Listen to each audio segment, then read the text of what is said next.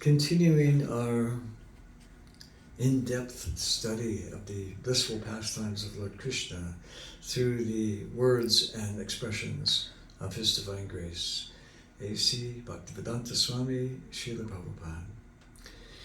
And also, after I finish this, I want to say a couple of things about something. Mother Yasoda, Binding Lord Krishna, Chapter 9. Once upon a time, seeing that her maidservant was engaged in different household duties, Mother Yasoda personally took charge of churning the butter. And while she churned butter, she sang the childhood pastimes of Krishna and enjoyed thinking of her son.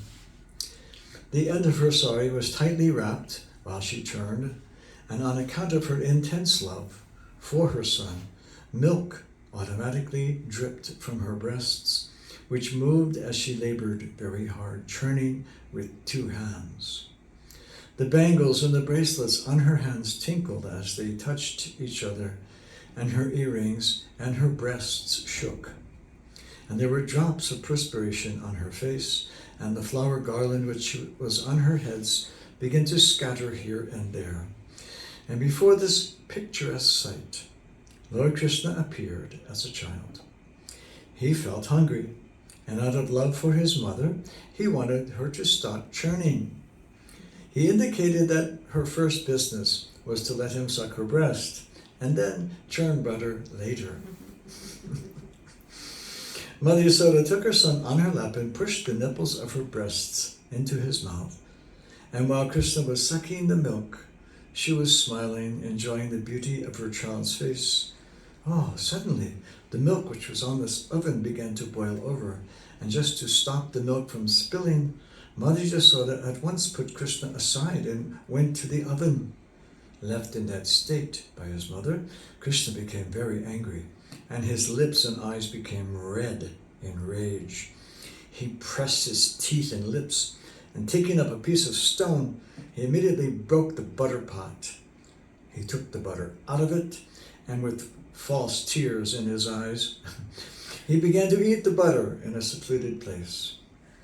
In the meantime, Mother Yasoda returned to the churning place after setting the overflowing milk pan in order.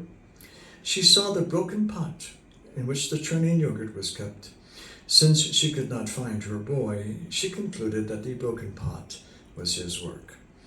She began to smile and thought, this child is very clever. After breaking the pot, he has left the place, fearing punishment. After she sought all over, she found a big wooden grinding mortar, which was kept upside down, and she found her son sitting on it. He was taking butter, which was hanging from the ceiling on a swing, and he was feeding it to the monkeys. She saw Krishna looking this way and that way in fear of her because he was conscious of his naughty behavior. After seeing her son so engaged, she very silently approached him from behind. Krishna, however, quickly saw her coming at him with a stick in her hand, and immediately he got down from the grinding mortar and began to flee in fear. Mother Yasoda chased him to all corners, trying to capture the Supreme Personality of Godhead, who is never approached even by the meditations of great yogis. In other words, the Supreme Personality of Godhead, Krishna, who is never caught by the yogis and speculators, was playing just like a little child for a great devotee like Mother Yasoda.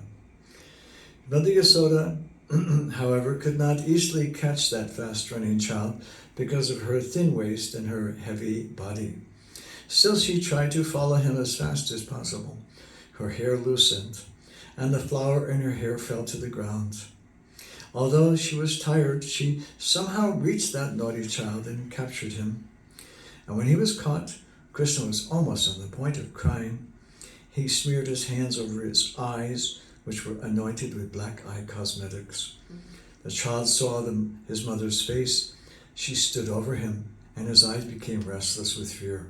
Mother Yasoda could understand that Krishna was unnecessarily afraid, and for his benefit she wanted to allay his fears.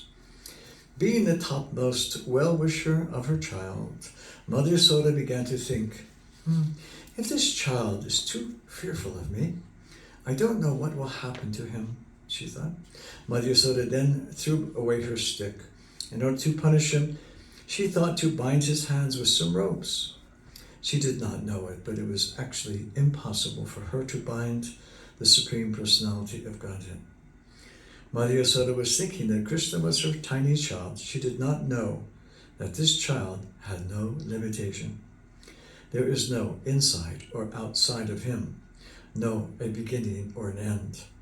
He is unlimited and all-pervading. Indeed, he is himself the whole cosmic manifestation. Still, Mother Yasoda was thinking of Krishna as her child. Although he is beyond the reach of all the senses, she endeavored to bind him to a wooden grinding mortar. But when she tried to bind him, she found that the rope she was using was too short by 2 inches. She gathered more rope from the house and added it, but at the end she found the same shortage.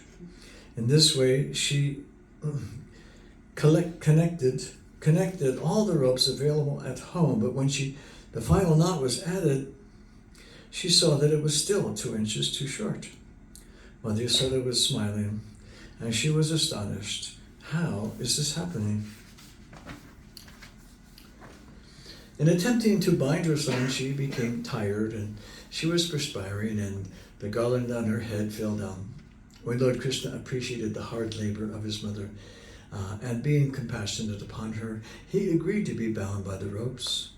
Krishna, playing as a human child in the house of Mother Yasoda, was performing his own selected pastimes.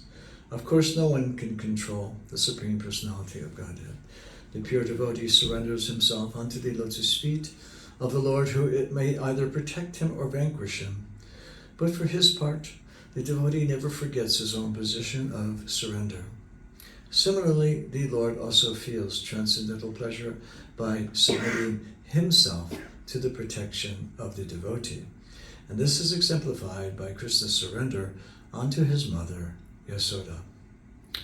Krishna is the supreme bestower of all kinds of liberation to his devotees, but the benediction which was bestowed upon Mother Yasoda was never experienced even by Lord Brahma or Lord Shiva or even the goddess of fortune.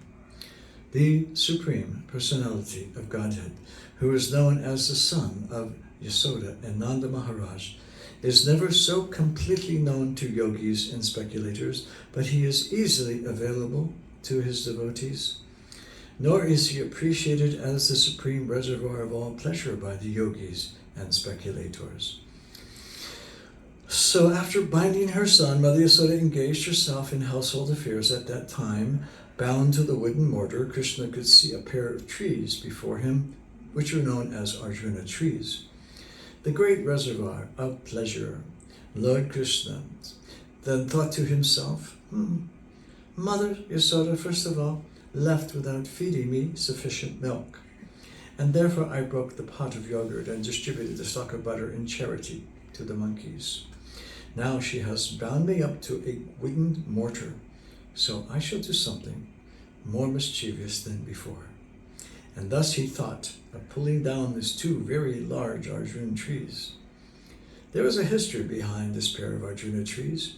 In their previous lives, the trees were born as the human sons of Kubera, and their names were Nala Kubera and Maragriva. Fortunately, they came within the vision of the Lord. In their previous lives, they were cursed by the great sage Narada in order to receive the highest benediction of seeing Lord Krishna. This benediction was bestowed upon them because of their forgetfulness due to intoxication. This story will be narrated in the next chapter. Thus ends the Bhaktivedanta purport of the 9th chapter of Krishna. Mother Yasoda binding Lord Krishna. Hare Krishna. Super sweet. Super sweet. Like extra juggery. Little extra juggery on Krishna's pastimes. That was chapter 9, Mother Yasoda binding Lord Krishna. Hare Krishna.